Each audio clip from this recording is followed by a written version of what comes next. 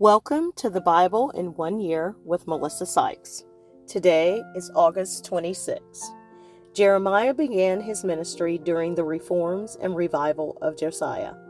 After Josiah's death, Judah returned to their former idolatry, and Jeremiah's ministry intensified as he pronounced God's judgment.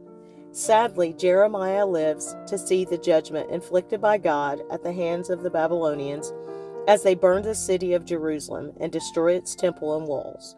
Israel's persistent disobedience is costly. God's judgment is thorough. Jeremiah is later taken to Egypt, where his days and ministry end. Jeremiah mourns the death of Jerusalem and describes her as a widow and a slave. Lamentations chapter 1, verse 1. Jerusalem's splendor has departed, yet the promises of God regarding a returned people and a rebuilt Jerusalem console Jeremiah. By worldly metrics, Jeremiah's ministry is a failed ministry. According to God's metrics, however, Jeremiah fulfilled the purposes of God for his life. Before you were born, I set you apart and appointed you as my prophet to the nations. Jeremiah chapter 1, verse 5.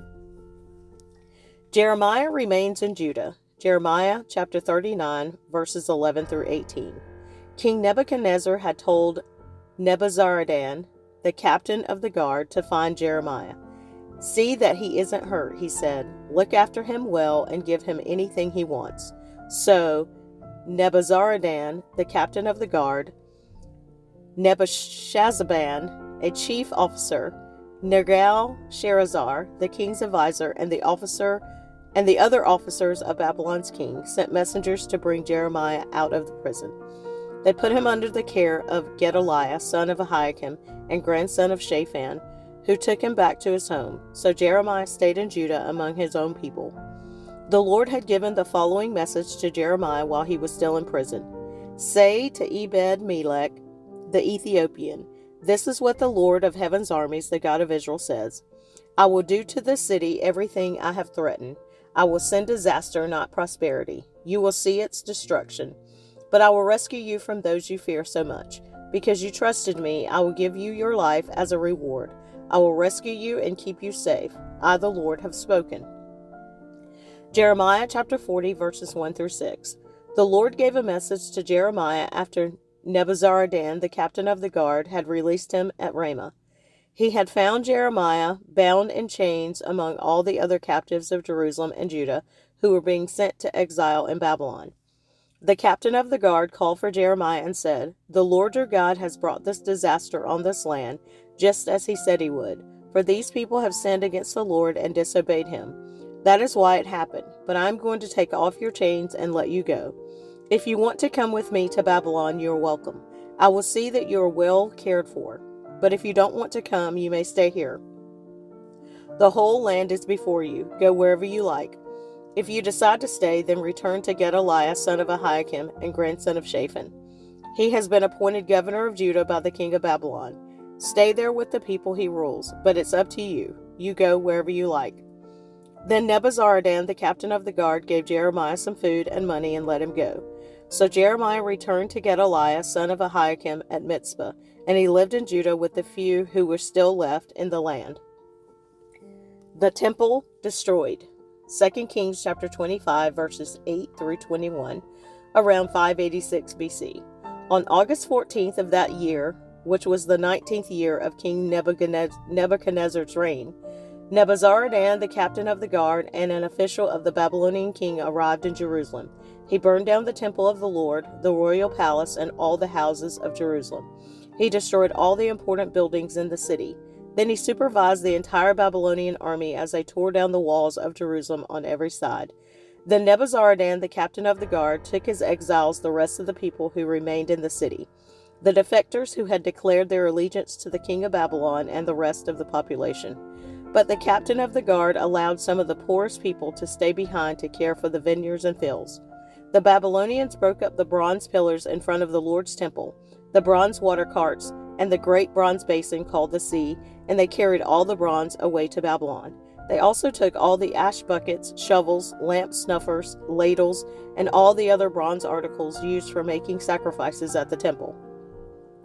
The captain of the guard also took the incense burners and basins and all the other articles made of pure gold or silver. The weight of the bronze from the 2 pillars, the sea, and the water carts was too great to be measured. These things had been made for the Lord's temple in the days of Solomon. Each of the pillars was 27 feet tall.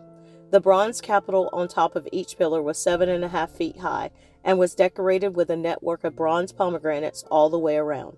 Nebuzaradan, the captain of the guard, took with him as prisoners Sariah the high priest, Zephaniah the priest of the 2nd rank, and the 3 chief gatekeepers. And from among the people still hiding in the city, he took an officer who had been in charge of the Judean army, 5 of the king's personal advisors, the army commander's chief secretary, who was in charge of recruitment, and 60 other citizens. Nebuzaradan, the captain of the guard, took them all to the king of Babylon at Riblah. And there at Riblah, in the land of Hamath, the king of Babylon had them all put to death.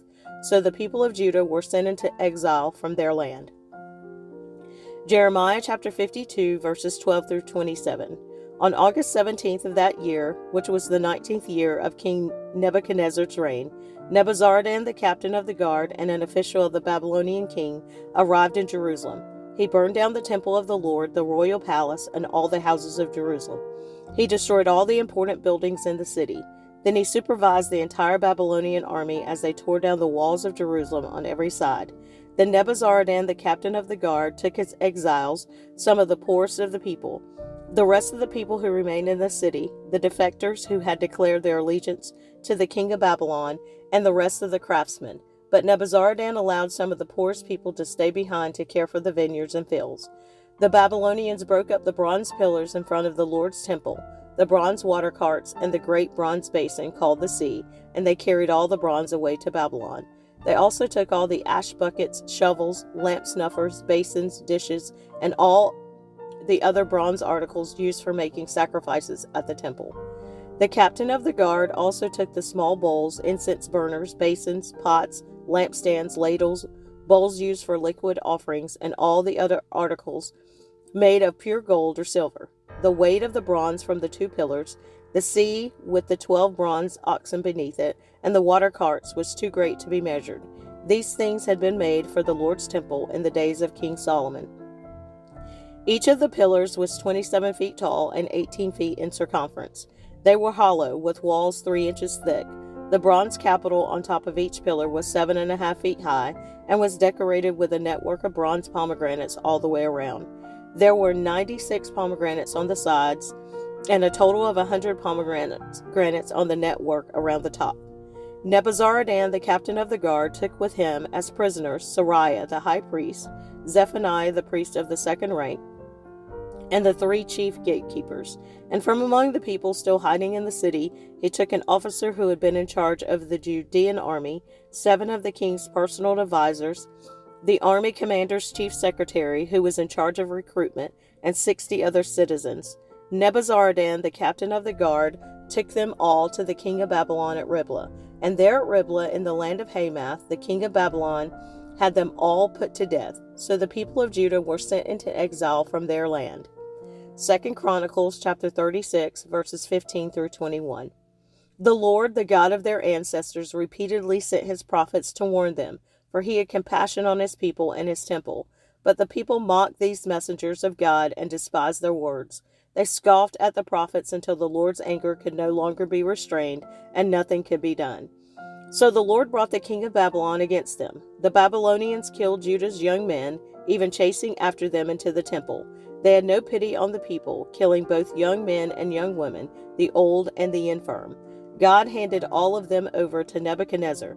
The king took home to Babylon all the articles, large and small, used in the temple of God, and the treasures from both the Lord's temple and from the palace of the king and his officials.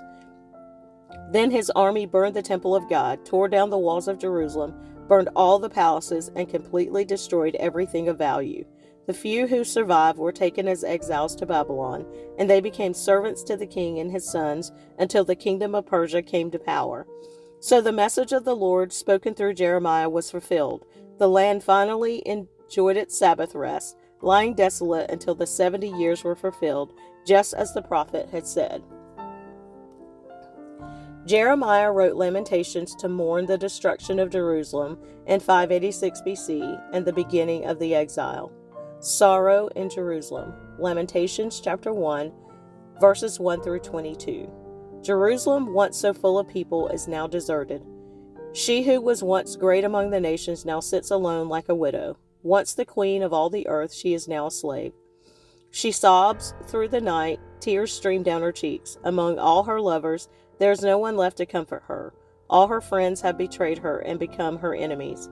Judah has been led away into captivity, oppressed with cruel slavery. She lives among foreign nations and has no place of rest. Her enemies have chased her down, and she has nowhere to turn. The roads to Jerusalem are in mourning, for crowds no longer come to celebrate the festivals. The city gates are silent, her priests groan, her young women are crying. How bitter is her fate! Her oppressors have become her masters, and her enemies prosper. For the Lord has punished Jerusalem for her many sins. Her children have been captured and taken away to distant lands. All the majesty of beautiful Jerusalem has been stripped away. Her princes are like starving deer searching for pasture. They are too weak to run from the pursuing enemy. In the midst of her sadness and wandering, Jerusalem remembers her ancient splendor. But now she has fallen to her enemy, and there is no one to help her. Her enemies struck her down and laughed as she fell. Jerusalem has sinned greatly, so she has been tossed away like a filthy rag. All who once honored her now despise her, for they have seen her stripped naked and humiliated. All she can do is groan and hide her face. She defiled herself with immorality and gave no thought to her future.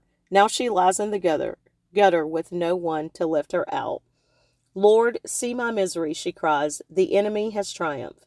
The enemy has plundered her completely, taking every precious thing she owns. She has seen foreigners violate her sacred temple, the place the Lord had forbidden them to enter. Her people groan as they search for bread. They have sold their treasures for food to stay alive. O Lord, look, she mourns, and see how I am despised. Does it mean nothing to you, all who pass by? Look around and see if there is any suffering like mine, which the Lord brought on me, when he erupted in fierce anger. He has sent fire from heaven that burns in my bones. He has placed a trap in my path and turned me back. He has left me devastated, racked with sickness all day long. He wove my sins into ropes to hitch me to a yoke of captivity. The Lord sapped my strength and turned me over to my enemies. I am helpless in their hands. The Lord has treated my mighty men with contempt, and at his command, a great army has come to crush my young warriors. The Lord has trampled his beloved city like grapes are trampled in a winepress. For all these things I weep. Tears flow down my cheeks. No one is here to comfort me. Any who might encourage me are far away. My children have no future, for the enemy has conquered us. Jerusalem reaches out for help, but no one comforts her. Regarding his people Israel, the Lord has said, let their neighbors be their enemies. Let them be thrown away like a filthy rag. The Lord is right, Jerusalem says, for I rebelled against him. Listen, people everywhere, look upon my anguish and despair, for my sons and daughters have been taken captive to distant lands. I begged my allies for help, but they betrayed me. My priests and leaders starved to death in the city, even as they search for food to save their lives. Lord, see my anguish. My heart is broken, and my soul despairs, for I have rebelled against you. In the streets the sword kills, and at home there is only death. Others heard my groans, but no one turned to comfort me. When my enemies heard about my troubles, they were happy to see what you had done. Oh, bring the day you promised, when they will suffer as I have suffered. Look at all their evil deeds, Lord. Punish them as you have punished me for all my sins. My groans are many, and I am sick.